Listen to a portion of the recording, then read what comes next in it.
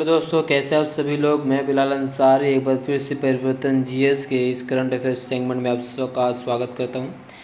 जैसा आज 21 अप्रैल, तो आज हम 21 अप्रैल के 10 महत्वपूर्ण करंट अफेयर्स को आपको सामने रख रहे हैं।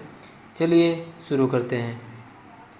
गृह मंत्रालय ने सभी विदेशियों के नियमित और ई वीज़ा को बढ़ा दिया है, जो कि कोरोना वायरस लॉकडाउन के कारण भारत में फंसे हुए थे। अब वह वीज़ा किस दिन तक के लिए बढ़ा दिया गया है?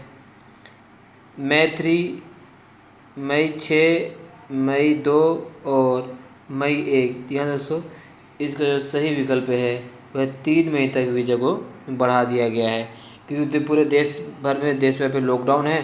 तो इस प्रकार सभी घरेलू और अंतर्राष्ट्रीय उड़ानों को रद्द कर दिया गया है। जो भी भारत में विदेशी फंसे हुए उनके वीज़ा को 3 मई तक के आगे बढ़ा दिया गया है। चलिए, 2 अक्टूबर 2022 में हांगजो, चीन में 4वें चौथे एशियाई पैरा खेलों के लिए शुभंकर का नाम क्या है?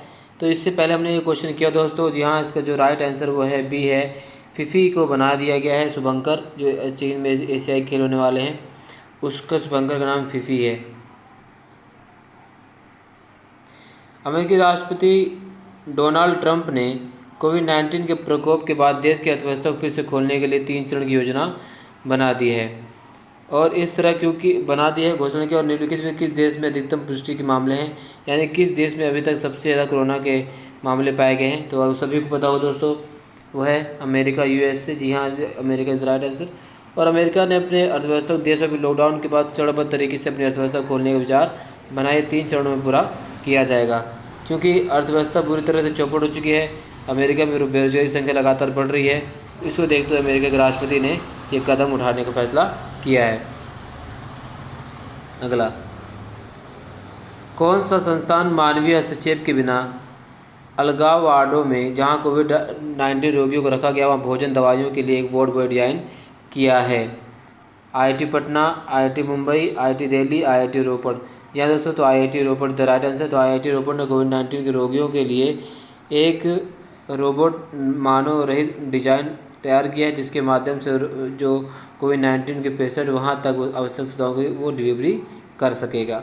चलिए अगला प्रश्न। लंदन में भारतीय उच्च आयोग द्वारा आयोजित पहली तरह के आभासी गोलमेज सम्मेलन में लगभग 40 भारतीय व्यापार प्रतिनिधियों ने भाग लिया। ब्रिटेन के प्रधानमंत्री का नाम बताइए इसका। जी हाँ दोस्तों, बहुत बार पूछा गया है।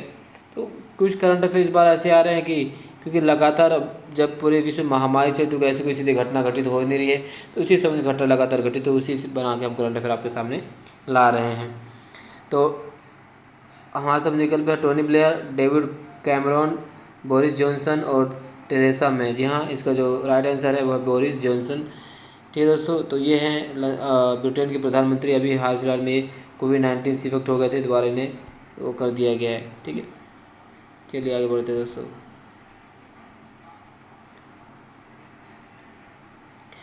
विश्व धरोहर दिवस किस तारीख को मनाया गया? 16 अप्रैल, 12 अप्रैल, 18 अप्रैल, 14 अप्रैल। जी हाँ दोस्तों, इसका जो सही विकल्प है वह है 18 अप्रैल को विश्व धरोहर दिवस मनाया गया। चलिए, दुबई की supreme committee of crisis and disaster management ने 24 घंटे के राष्ट्रीय कार्यक्रम के विस्तार की घोषणा कितने समय के लिए की है? 1 वीक, 2 वीक्स, 3 वीक्स, 3 डेज। दोस्तों वो है 1 वीक के लिए।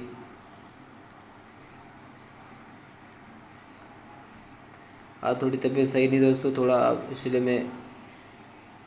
सीटीबीटी ने बताया कि पिछले 10 दिनों में जारी किए गए 5,204 करोड़ रुपए से लेकर 8 लाख छोटे व्यवसायों पर आयकर रिफंड प्राप्त हुए हैं। और इस जो क्वेश्चन बनता है दोस्तों वह सीटीबीटी गठन कब किया गया? 1948, 1944, 1954, 1964। जी है दोस्तों, इससे जो राइट आंसर है 1944 को सीटीबीटी का गठन किया गया। तो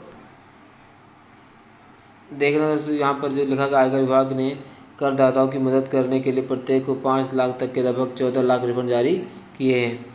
ठीक है, अगला। इंडियन प्रीमियर लीग को कोविड-19 की वजह से कितने समय तक अनिश्चितकाल के लिए बंद कर दिया गया है?